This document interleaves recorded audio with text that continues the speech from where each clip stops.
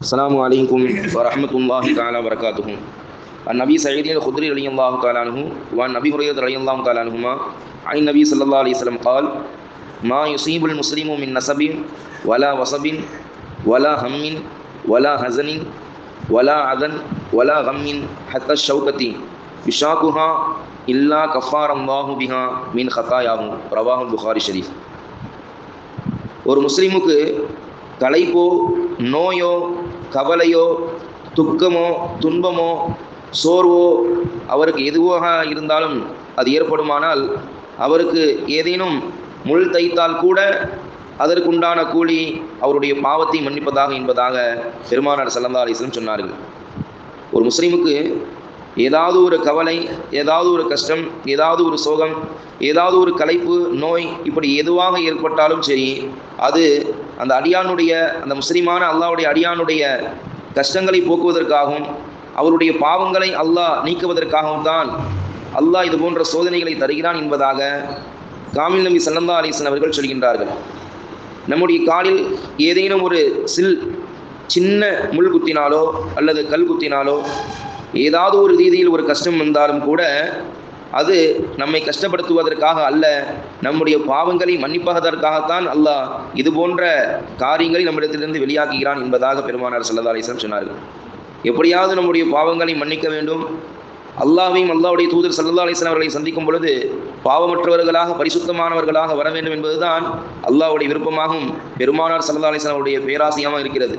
அதன் காரணமாகத்தான் நன்மையான அமல்களை வலியுறுத்தி செய்ய தூண்டுவதில் ரசூலுல்லாஹி ஸல்லல்லாஹு அலைஹி வஸல்லம் அவர்கள் நமக்கு அதிகமான காரியங்களை, இலகுவான அமல்களை நமக்கு சொல்லித் தருகிறார்கள். இப்படியாவது என்னுடைய உம்மத்துமார்கள் சின்ன சின்ன அமல்கள் செய்தாவது சோனம் சென்று விட வேண்டும், யாரும் நரகத்தில் சென்றுவிடக் கூடாது என்பதற்காக பெருமானார் ஸல்லல்லாஹு அலைஹி வஸல்லம் அவர்கள் சிறிய அமலாக இருக்கும், அது மிகப்பெரிய அந்தஸ்தை பெற்றுத்தரும். இதுதானா என்று நம் சர்வசாதாரணமாக நினைக்கக்கூடிய செயல்பாடுகளும் கூட நமக்கு மிகப்பெரிய வெற்றியையும் ஈடேற்றத்தையும் நற்கூலியும் வழங்கும் என்பதுதான் பெருமானார் ஸல்லல்லாஹு அலைஹி வஸல்லம் அவர்கள் நமக்கு பல்வேறு சூழ்நிலைகள் நமக்கு கற்றுத்தரக்கூடிய பாடமாக இருக்கிறது. அல்லாஹ் ஜல்ல ஷஅனஹு தஆலா நமக்கு எப்படிப்பட்ட சோதனைகளை கொடுத்தாலும் எல்லாவற்றிலும் பொறுமை காத்து யார் இருக்கிறார்களோ அவருக்கு மிகப்பெரிய கூலி இருக்கிறது. அப்படி நம்முடைய பாவங்களை மன்னிப்பதற்காக அல்லாஹ் நமக்கு தரக்கூடிய அந்த சோதனைகளையும் கஷ்டங்களையும் பொறுத்திருந்து அல்லாஹ் எதை கொடுத்தானோ அதை நீக்குவதற்கு சர்வ வல்லமை பெற்றவன் அல்லாஹ் மட்டும்தான். அப்படிப்பட்ட அல்லாஹ்வின் மீது முழு நம்பிக்கையும் ஆதரவும் வைத்து நம்முடைய அமல்களை அல்லாஹ்விடத்திற்காக வேண்டி செய்யக்கூடிய ரீதியில் அது நம்முடைய எல்லா காரியங்களுக்கும் மிகப்பெரிய வெற்றியானதாகும். நமக்கு வரக்கூடிய பலா முசீபத்துகள், துன்பங்கள், துயரங்கள், கஷ்டங்களிலிருந்து நீங்குவதற்காக உண்டான வாய்ப்பாக அமையும் என்பதுதான் பெருமானார் ஸல்லல்லாஹு அலைஹி வஸல்லம் சொல்லக்கூடிய ஹதீஸினுடைய விளக்கமாக இருக்கிறது.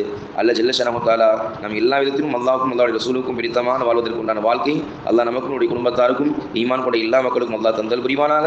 அல்லாஹ் நம்முடைய பாவங்களை மன்னிப்பதற்காக ஏற்படுத்தக்கூடிய இந்த உலகத்தினுடைய சின்ன சின்ன கஷ்டங்களையும் தாங்கிக் கொண்டு யார் பொறுமை காத்திருக்கிறார்களோ அவர்கள் தான் அல்லாஹ்வுடன் இருக்கக்கூடியவர்களாக இருக்கிறார்கள், ரசூலுடன் இருக்கக்கூடியவர்களாக இருக்கிறார்கள், சொர்க்கத்தில் உயர்ந்த அந்தஸ்தை பெற்றவர்களாக இருக்கிறார்கள். அப்படிப்பட்ட பாக்கியம் பெற்றவர்கள் அல்லாஹ் நம்மையும் நம்முடைய குடும்பத்தாரையும் ஈமான் கொண்ட எல்லா மக்களையும் அல்லாஹ் ஆக்கி புரிவானாக.